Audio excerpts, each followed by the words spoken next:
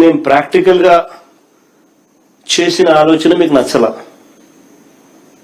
Okay fine, మేము చాలా ప్రాక్టికల్గా ప్రజల బాగోగుల కోసం, రాష్ట్రానికి మంచి కోసం మేము చేసిన ఆలోచనలు మీకు నచ్చలా.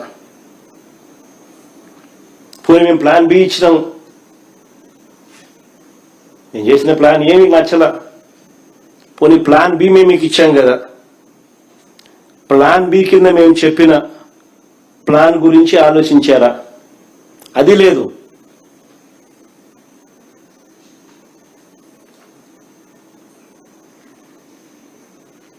కొద్ది నెలల కిందట నేను చెప్పిన మచిలీపట్నం టు విజయవాడ 70 కిలోమీటర్లు,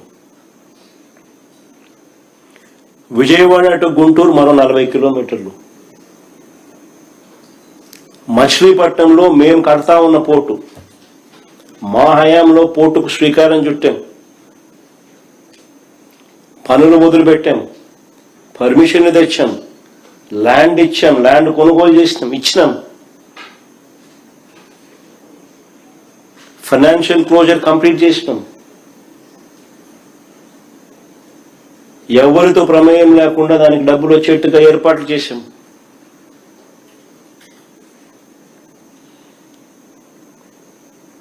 ఈరోజు చెన్నై అనేది పోర్ట్ సిటీ, బాంబే అనేది ఈరోజు పోర్ట్ సిటీ.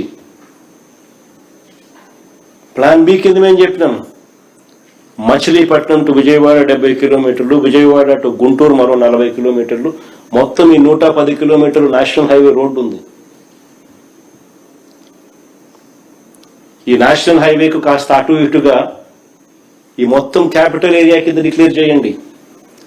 మచిలీపట్నం నుంచి ఎంఏ తీసుకోండి, విజయవాడ నుంచి విఐ తీసుకోండి, గుంటూరు నుంచి జియుఎన్ తీసుకోండి, మావి గన్ అని పేరు పెట్టండి.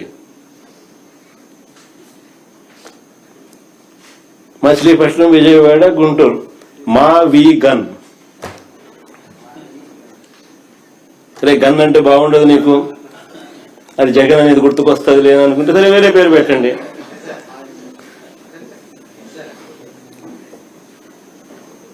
మచిలీపట్నం నుంచి ఎంఏ తీసుకోండి, విజయవాడ నుంచి విఐ తీసుకోండి, గుంటూరు నుంచి జియుఎన్ తీసుకోండి, మావి గన్ అని పెట్టండి. బ్రహ్మాండమైన 110 కిలోమీటర్లు క్యాపిటల్ ఏరియాని డిక్లేర్ చేయండి, కారిడార్ కింద క్యాపిటల్ ఏరియాని. కనీసం ప్లాన్ బి అన్న కనీసం పిక్చర్లోకి వస్తే అట్లీస్ట్ నువ్వు పెట్టే 2 లక్షల కోట్ల రూపాయలు ఈ రాజధాని ప్రాంతంలో అయ్యేది కాదు, సచ్చేది కాదు. ఆ 2 లక్షల కోట్లలో 10% పెడితే చాలు. ఈ మచిలీపట్నంకు, ఈ విజయవాడకు, ఈ గుంటూరు మధ్య కనెక్టివిటీ కోసం, రింగ్ రోడ్లు, ఇతరాతర పనుల కోసం, ఇతర మౌలిక సదుపాయాలు, చిన్న చిన్న మౌలిక సదుపాయాల కోసం 10% పెడితే చాలు. ఈ మాబీ గన్, ఈ క్యాపిటల్ ప్రాంతం ఫ్యూచర్లో ఎకనామిక్ ఇంజిన్ అవుతుంది. విజయవాడ దాని చుట్టుపక్కల దాదాపుగా 20 లక్షల మంది ప్రజలు ఉండరు.